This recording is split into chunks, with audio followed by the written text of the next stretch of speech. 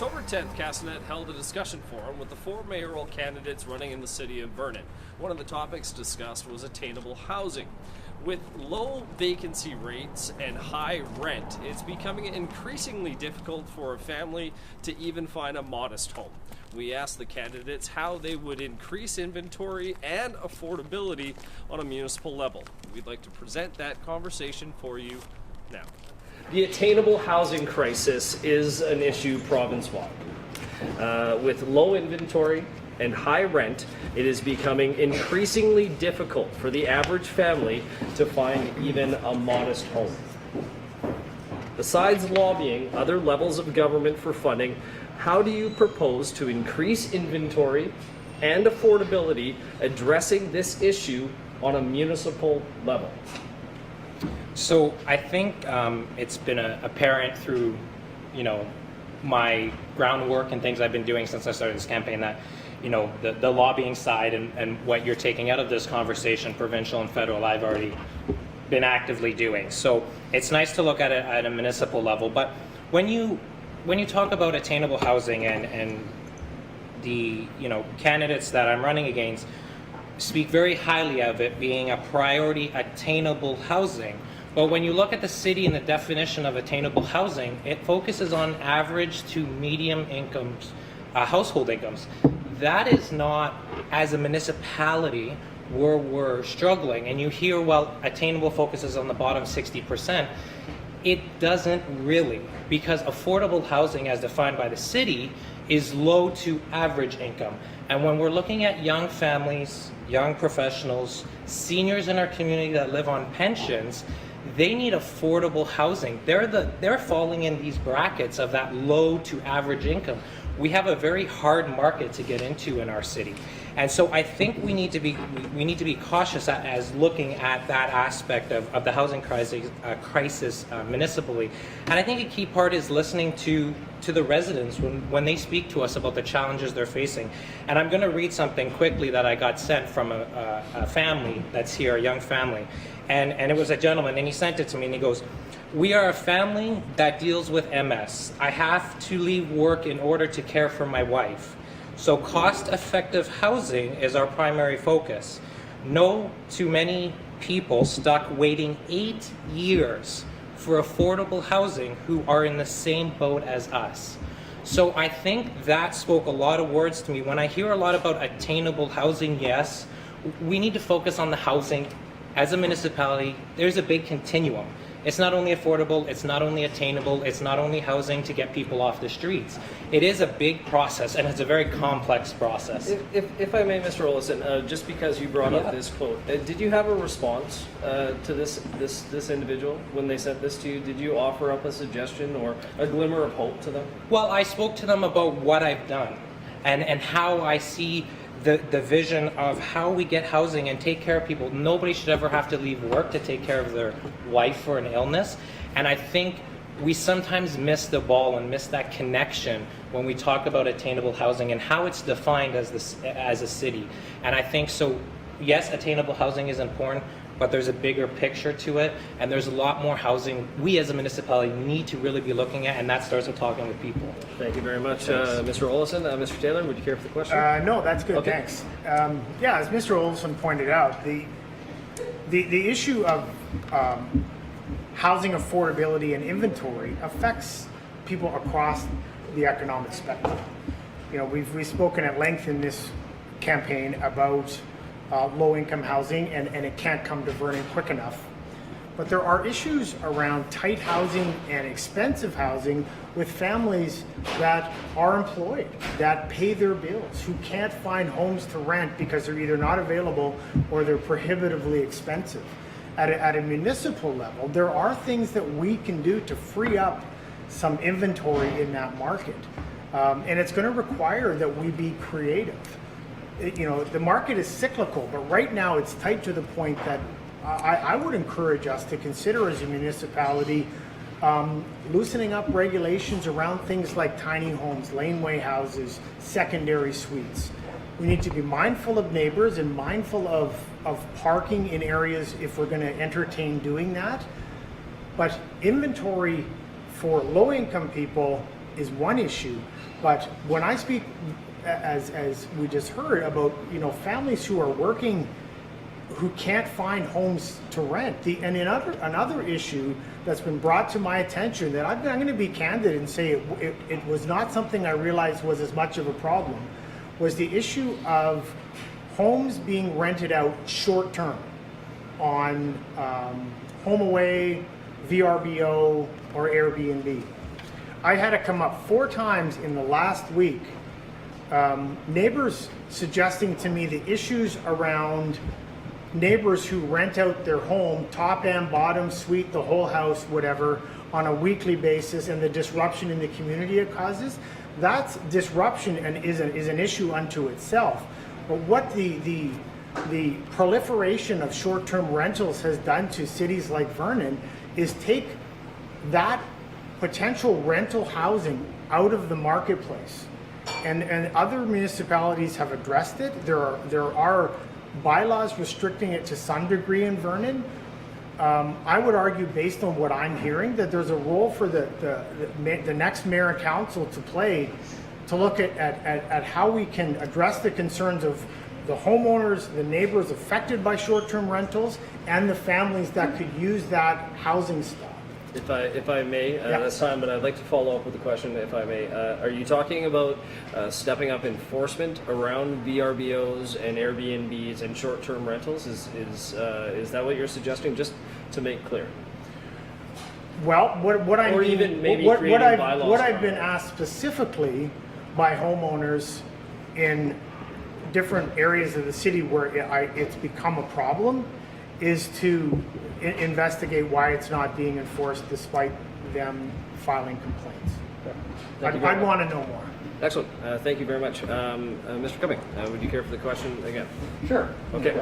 I got my eye on you. You're always asking for it again. Besides lobbying other levels of government for funding, how do you propose, Vernon, increase inventory and affordability addressing this affordable housing or this attainable housing crisis at a municipal level? Great, thanks. So focus on what the municipality can do. The municipality has a few levers right now that they can do. One is, and they're doing it, they can provide grants and incentives to those who are building low-cost units. That's one thing. And part of those incentives can be increased density on a single site. So they can, as they have in some situations, given a few more doors to a development if those doors are within a certain price range. So really got to use that tool as much as we possibly can. It creates integrated neighborhoods, and it creates maximum use of the infrastructure, and brings a bit of that stock on. So that's one. Second, I think that they really need to get directly involved as a landowner. The city owns significant land. They own land in areas that they're not working on. I believe that the city has to get involved, not as a developer, but as a landowner, and connect with the local development industry and use that as their equity into the activity to drive prices down, particularly on rental housing. I just think that the city has got to come with its land and play a critical role in future development. The other thing they need to do is to, at times, pick up the speed of this zoning, pick up the speed of the development permits. The problem with it is that that's expensive. You try to come in with a low-cost development, and it drags out for a year or 18 months. That's all cost. And all that cost has to be folded back into the cost of the end unit. So we've got to find ways to move those quickly. The other thing we have to do is we've got to work with the development industry to figure out a better mix of how we come up with this down payment and the affordability. Because right now, down payments are large. Housing value has increased dramatically. Down payments are high, but people are paying rents and exceed what it would cost to operate themselves if they were paying the mortgage, et cetera, et cetera.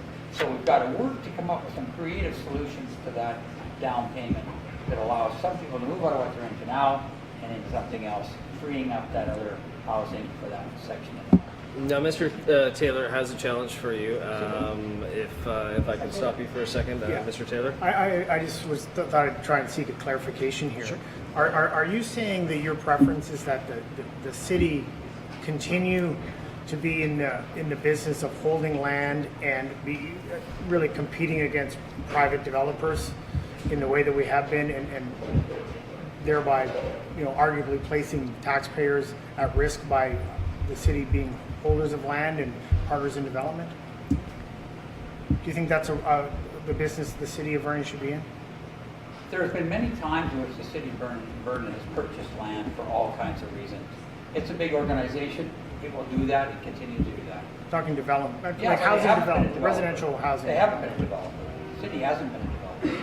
Had a scheme up behind your place there that they never brought to fruition, and otherwise they haven't been building housing. And my view is they don't belong in that field. They do have an opportunity, though, to bring forward some of their land in even just swaps or exchanges to bring that important piece into the market. So, no direct drive, but definitely participant. Thank you. Excellent. Thank you for the challenge. Thank you for the response. Mr. Gurley, would you like the question again? Yeah, hi there.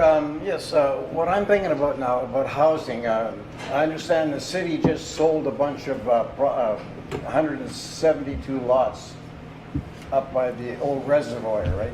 They sold it for $6 million. And to me, just working out hypothetically, $500,000 a house and lot, 12 houses comes to $6 million. So the person who bought this land up there gets 162 free lots kind of thing, right? And I don't understand the way that the city works. It don't make sense.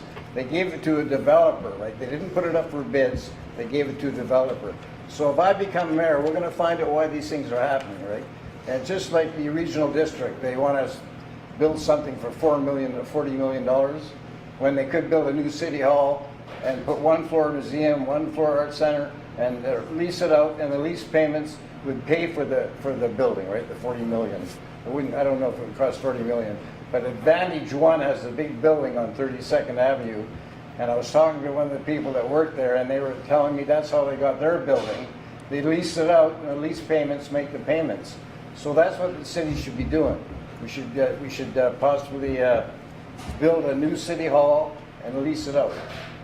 And also, excuse me, and then also I was putting my signs up, and one thing I was going to mention, my painting, I had my own painting business. I had that for years too. I opened up a fitness center in Surrey there when I was in Vancouver. Mr. Gurley? Yeah, no, just I missed saying that before, right? Like Well, that discussion has been closed. Okay. If we can remain on the topic here. Okay. If I'm not mistaken, Mr. Cumming does have a challenge for you, Oh, and so- you'll have an opportunity to answer to that. I believe the challenge is for Mr. Yes. Gurley. Okay, I finish? But As a can point I- of information, go ahead. Can I ask a question just for Oh, yeah, sure, clarification? yeah. Are you talking about the city moving into the realm of developers? So that property you were talking about at the top of the hill, are you talking about the city shouldn't have sold that and they should have retained it and built those houses and sold them out or leased them out? Is that No, what you're no, saying? I'm saying that the city should have put it up for bids for that particular lot, right? All right. They should have taken bids on the lot. But in the meantime, they've already made the deal, right? So I Okay. don't know if you can change that. Well- But there's going to be 400 or something houses up there, so that might be low rental houses for people too, right? So There- nobody's talking there about definitely that, is so a that plan could for be that something. land, yeah. So we got 400 homes up on the East Hill there somewhere. I'd like to give this opportunity to Mr. Cumming Yeah, sure, okay. to ask you a Yeah, I question. just think we need to clarify some of the numbers. Sure, of course. And I think it's important to know that land being sold as land has no services, has no roads. Oh, no, I know. And has no houses on it. So bare land has a certain value, but that value is significant downward pressure on it because you've got to invest all this up front to make it happen. So I think you've got to be cautious with the numbers there. I think that there's 173 lots, if someone can correct me.